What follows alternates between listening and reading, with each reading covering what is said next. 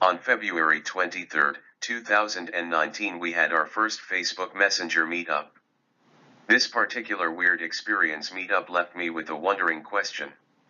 Are humans evolving in such a way as to have gained the mental capacity to travel from one dimension to another, using the mind and numinous portals, but such abilities are being mistaken as mental illnesses?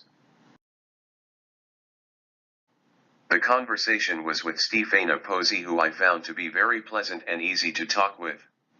Stefana Posey has given me permission to share our conversation and my analogy with the group. Stefana has a bachelor's in psychology and a master's in social work. She started her educational career in computer science and later switched to psychology. I thought that was very synchronistic, since I also started my educational career in computer science and ended up in psychology or the social sciences. It seems as if the universe is often meticulous about who it draws to me. As if there is some divine reason. In this case it seems I am supposed to learn more about, or I am to be made aware that there are individuals who are capable of communicating with otherworldly or other dimensional beings. Which just happens to be the experience Stefana described to me.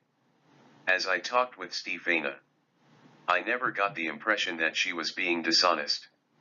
However, I did get the impression I was having a conversation with more than one person and the she or he was somewhat uncomfortable talking about her experience to a complete stranger. I did get the impression that she has had to deal with people who did not believe her, and I know firsthand how that feels. For this reason, I avoided asking questions I thought would make them feel more uncomfortable. The experiences Stefana was able to talk about seemed to involve strange lights, dimensional portals, shadows, and the observance of a cloud that she saw from her crib when she was about 4 years old. Stefana told adults about her experience, and as adults do, they wrote it off as a dream or imagination. However, I don't believe it was a dream or just her imagination. The very fact that she still remembers the experience many years later is a sign it was something extremely profound. Most 4-year-olds would have forgotten something that was imaginary or dreamed after a few days, not to mention years. My assumption is this was Stefana's first memory of contact with another worldly being. Stefana grew up in New Orleans and says there was always weird stuff going on there.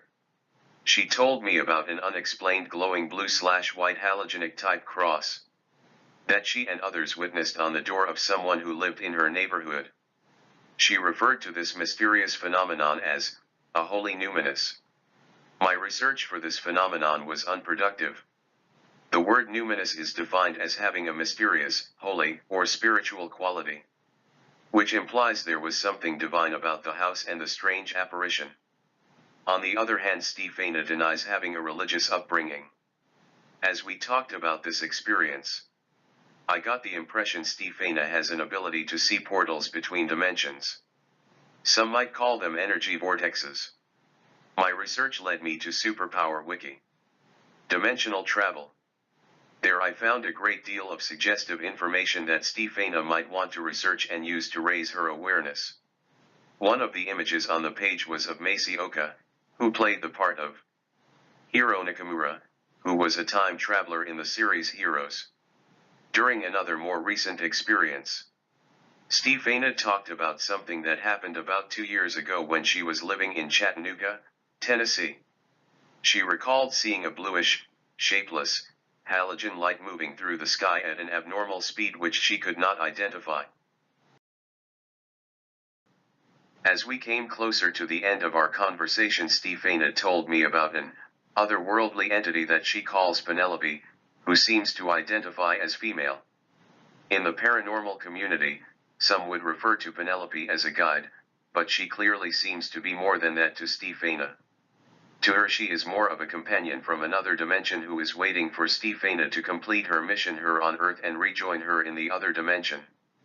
Psychology might consider this delusional, but I did not get the impression Stefana was suffering from delusions. What she is experiencing is very real for her. The problem lies in it not being real for what we call normal people. This implies Stefana is not normal, she is quite different, which most of us are. She did not appear to be mentally ill, she just happens to appear to be different in a way that science cannot understand. Yet, this has become a common discovery for me as I talk to more people who are willing to open up about their weird experiences. In the spiritual community, some might call Penelope a demon or a spiritual attachment. I did not get the impression of either.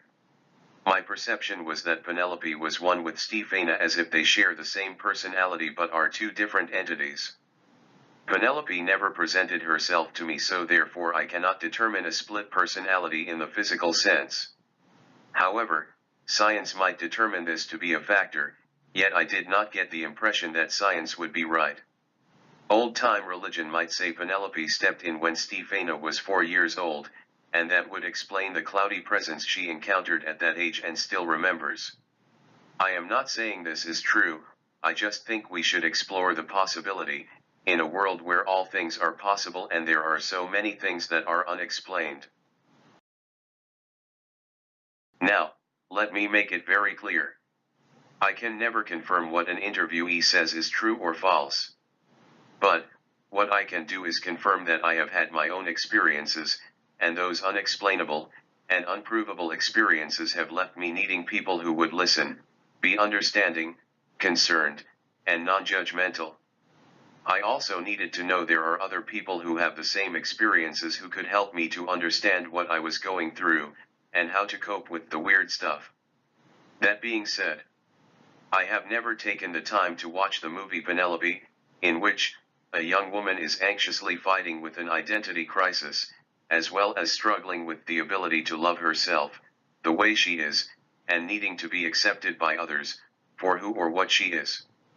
But after hearing Stefana talk about her friend Penelope, I felt compelled to watch the movie and see what the correlation might be, between Stefana's companion Penelope, and Penelope in the movie. Self-love can be hard when society has an established set of rules that do not correspond with the identity of the all. Long-held beliefs about what should be, versus what is, can often be debilitating for some. The perceptions of family and society can often become overbearing, and will sometimes manifest as generational curses that tend to influence the life of a child in traumatic ways.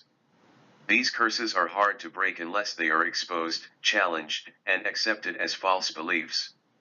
After my analogy of the conversation between Stefana and myself, I was led to a particular quote that says, "As above, so below." I was also led to John 8:36 in the Bible, which says, "So if the Son sets you free, you will be free indeed." Therefore it is not family or society that sets one free, according to the Bible it is the Son. Selah. During this conversation Stefana described some experiences that were very familiar to my own. This made me feel very validated because she had not heard from me what I was also experiencing. Sometimes we both have a sensation of information being downloaded from an unknown place. This is like downloading information to a computer. Hence our shared interest in computer science. Most humans do not consider the vast abilities of computers or the similarity of the brain to the computer. They forget how easy it is to defy time with a computer in these modern days as opposed to yesterday's. Many fail to consider how technology allows us to be in two places at one time and multitasking as we go. For example, I can be at work or school while sitting in my living room and cooking a meal or talking to 2 or 3 people on Facebook at the same time. No one seems to notice the different portals we use every day while we are on social networks. But, the very idea of mental teleporting seems to be an insane idea. All the while our brains are being trained to do just that as well as telecommunicate with telepathy. My conclusion is, Stefana has an unfamiliar ability that has not been studied. But her blogs about her encounters with Penelope could shed some light for those who are having similar experience and can find no other documentations that would help them to understand the experience. We must always remember that we are humans having a spiritual experience and that the universe is much bigger than we are. There are many things that happen and cannot be explained by religion or science. But if we listen to those who are having these experiences, and learn from them we might come to understand the evolution of the human experience that is clearly happening to people all around the world. Below I have attached a link to her blog for those who would like to interview her or read the dialogue between her and Penelope. Pay close attention to the entry titled, Love is Safe, written July 6, 2018. Thank you for listening.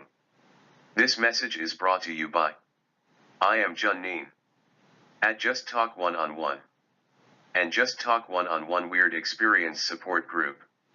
We provide psychotherapeutic services, combined with alternative counseling and person-centered coaching.